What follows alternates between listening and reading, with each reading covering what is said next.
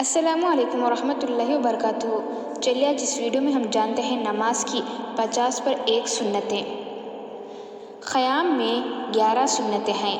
پہلا، تکبیر تحریمہ کے وقت سیدھا کھڑے رہنا، مطلب کہ سر کو جھکانا نہیں۔ دوسرا، دونوں پاؤں کے بیچ میں 4 انگلی جتنا ڈسٹینس رکھنا اور پاؤں کی انگلیوں کو قبلے کی طرف رکھنا۔ تیسرا، مقتدیان تکبیر تحریمہ امام کی تکبیر تحریمہ کے ساتھ ہونا۔ چوتھا، تکبیر تحریمہ کہتے ٹائم دونوں ہاتھ کو کان تک اٹھانا۔ پانچواں، تکبیر تحریمہ کے وقت ہاتھ کی انگلیاں قبلے کی طرف رکھنا۔ چھٹواں، تکبیر تحریمہ کے وقت ہاتھ کی انگلیاں اپنی اصل پوزیشن پہ رکھنا۔ ساتواں، ہاتھ باندھنے کے وقت دائیں ہاتھ کی ہتھیلی کو بائیں ہاتھ کی ہتھیلی کی پیٹھ پہ رکھنا۔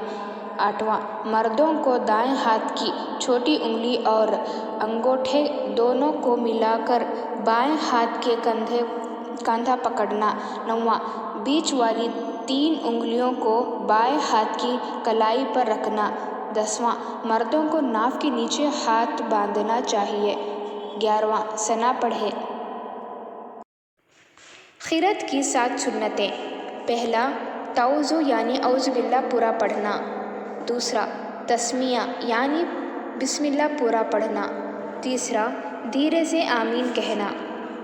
چوتھا، فجر اور ظہر میں سورہ حجرات سے سورہ بروج تک، عصر اور عشاء میں سورہ بروج سے سورہ ما یقول تک، مغرب میں سورہ اذا زلزلت سے سورہ ناس تک کی سورہ میں سے کوئی سورہ پڑھنا۔ پانچواں، فجر کی پہلی رکعت لمبی کرنا۔ چھٹواں، قرآن نہ زیادہ جلدی پڑھنا نہ زیادہ رک رک کے پڑھنا بلکہ مڈل سپیڈ میں پڑھنا۔ ساتواں، فرض نماز کی تیسری اور چوتھی رکعت میں صرف سورہ فاتحہ پڑھنا۔ رکوع کی 8 سنتیں۔ پہلا، رکوع کی تکبیر پڑھنا۔ دوسرا، مردوں کو دونوں ہاتھ سے گھٹنے پکڑنا۔ تیسرا، ہاتھ کی انگلیوں کو پہنا کر کے گھٹنے پکڑنا۔ چارواں، پاؤں کی پنڈلیوں کو سیدھے رکھنا۔ پانچواں، رکوع میں مردوں کو پیٹھ بچھا دینا۔ چھٹواں، رکوع میں مردوں کو سر اور سرین سیدھی لائن میں رکھنا۔